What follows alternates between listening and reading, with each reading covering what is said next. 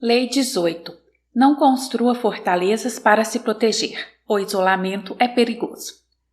O mundo é perigoso e os inimigos estão por toda a parte. Todos precisam se proteger.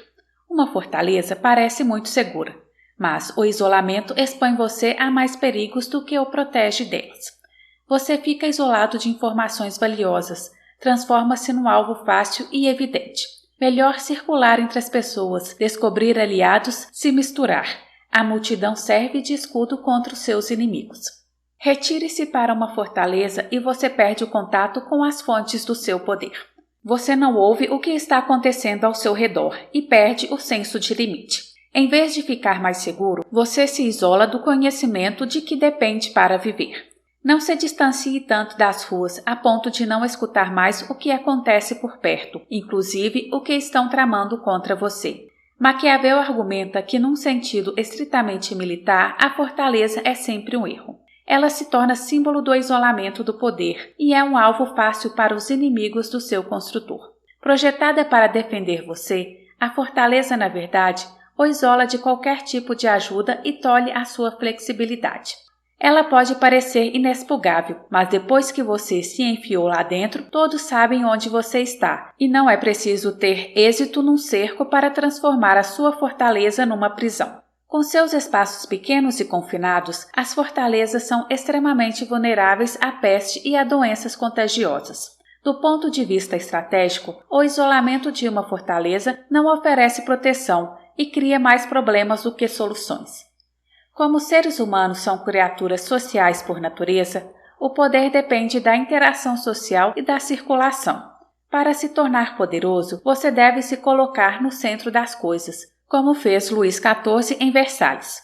Toda atividade deve girar em torno de você, e você deve estar atento a tudo o que acontece na rua e a qualquer pessoa que possa estar armando planos contra você. Para a maioria das pessoas, o perigo surge quando elas se sentem ameaçadas. Nessas ocasiões, elas tendem a se retrair e cerrar fileiras, buscando a segurança em algum tipo de fortaleza.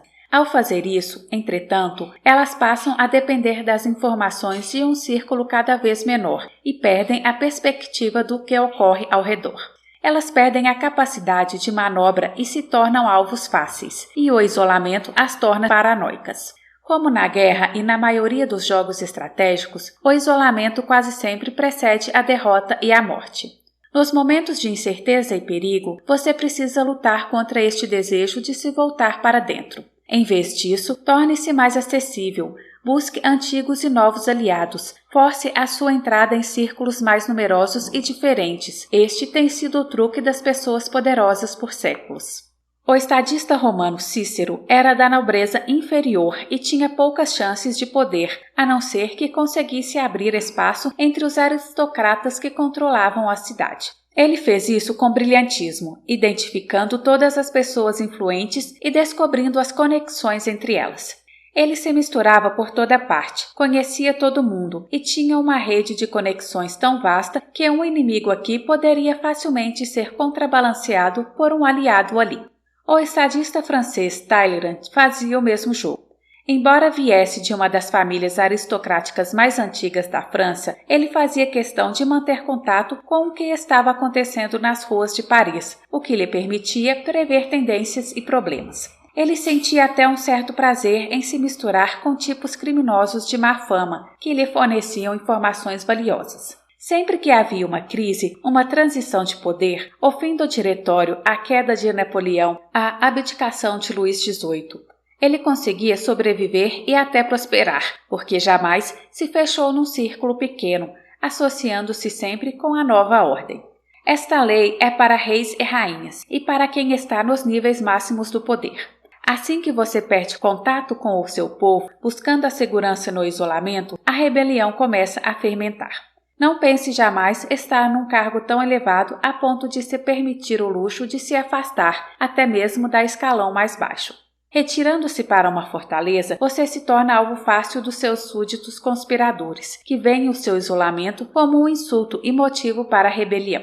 Como seres humanos são criaturas muito sociais, segue-se daí que as artes sociais, que nos tornam companhias agradáveis, só podem ser praticadas pela constante exposição e circulação. Quanto mais você está em contato com os outros, mais gracioso e à vontade você se torna. O isolamento, por sua vez, gera uma estranheza nos seus gestos que leva a um isolamento ainda maior, quando as pessoas passam a evitar você.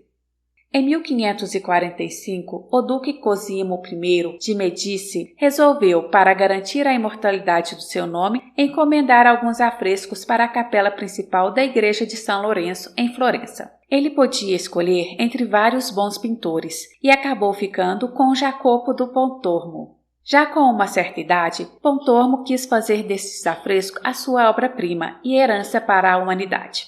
Sua primeira decisão foi fechar a capela com paredes, divisórias e cortinas. Não queria que ninguém testemunhasse a criação da sua obra-prima ou roubasse as suas ideias. Ele superaria o próprio Michelangelo. Quando alguns rapazes curiosos forçaram a entrada na capela, Jacopo a trancou ainda mais. Pontormo encheu o teto da capela com cenas bíblicas. A criação, Adão e Eva, a Arca de Noé e outras. No alto da parede central, ele pintou Cristo em toda sua majestade, ressuscitando os mortos no dia do juízo final. O artista trabalhou na capela durante 11 anos, raramente saindo de lá, visto que desenvolvera uma fobia pelo contato humano e temia que roubassem suas ideias. Pontormo morreu antes de completar os afrescos, e nenhum deles sobreviveu. Mas o grande escritor renascentista Vasari, amigo de Pontormo, que os viu logo depois da morte do artista, deixou registrado o que ele achou. A falta de proporção era total. As cenas esbarravam umas nas outras. Figuras de histórias diferentes se justapunham numa quantidade enlouquecedora. Pontormo ficara obcecado com os detalhes, mas perdera o sentido da composição em geral. Vasari interrompeu a descrição dos afrescos dizendo que, se continuasse, acho que enlouqueceria e ficaria tão enredado nesta pintura, assim como acredito que nos 11 anos que Jacopo passou pintando, ele se confundiu, e a todos que a viram. Em vez de coroar a carreira de Pontormo, a obra foi a sua ruína. Estes afrescos foram o equivalente visual dos efeitos do isolamento sobre a mente humana. Uma perda de proporção, uma obsessão por detalhes, combinada com uma incapacidade de ver o quadro geral, um tipo de feiura extravagante que não comunica mais nada. Nitidamente, o isolamento é tão mortal para as artes criativas quanto para as artes sociais. Shakespeare é o escritor mais famoso da história da literatura porque, como dramaturgo dos palcos populares, ele se abriu para as massas, tornando as suas obras acessíveis a todos, independente de gosto e educação. Os artistas que se enfiam em suas fortalezas perdem as medidas. Suas obras comunicam apenas ao seu pequeno círculo de conhecidos. Esse tipo de arte permanece encurralada e impotente. Por fim, como o poder é uma criação humana, ele aumenta inevitavelmente em contato com outras pessoas. Em vez de ceder à mentalidade da fortaleza, veja o mundo da seguinte maneira. Ele é um imenso Versalhes, cada quarto se comunicando com o outro. Você precisa ser permeável, capaz de entrar e sair de círculos diferentes, misturar-se com diferentes tipos de pessoas. É essa mobilidade e contato social que o protegerão de conspiradores, que não conseguirão esconder de você os seus segredos, e de inimigos, que não conseguirão isolar você dos seus aliados. Sempre mudando, você se mistura nos quartos do palácio, sem se sentar ou descansar num único lugar. Não há caçador capaz de acertar a mira sobre uma criatura tão ligeira. O inverso. Nem sempre é certo e propício escolher o isolamento. Sem escutar o que acontece lá fora, você não pode se proteger. O contato humano constante só não facilita o pensamento. A constante pressão da sociedade para que tudo esteja de acordo e a falta de um distanciamento das outras pessoas torna impossível pensar com clareza sobre o que está acontecendo ao seu redor. Como um recurso temporário, portanto, o isolamento ajuda você a ver melhor as coisas. Muitos pensadores sérios foram produzidos nas prisões, onde a única coisa que se tem para fazer é pensar. Maquiavel só pôde escrever O Príncipe porque estava exilado e sozinho no campo, longe das intrigas políticas de Florença. O perigo, entretanto, é que esse isolamento gere ideias estranhas e pervertidas. Você pode ter uma perspectiva geral melhor, mas perde a noção da sua própria pequenez e limitações. Também, quanto mais isolado você estiver, mais difícil será sair do seu isolamento quando quiser. Sem perceber, você caiu num poço de areia movediça. Mas se você precisa de tempo para pensar, só escolha o isolamento como último recurso, e apenas em pequenas doses. Preste atenção para deixar aberto o caminho de volta à sociedade. Queridos ouvintes, esta foi a Lei 18 do Poder. Se você gostou do áudio, deixe seu like e ative o sininho para ser avisado das próximas leis. Gratidão, minha voz, sua voz.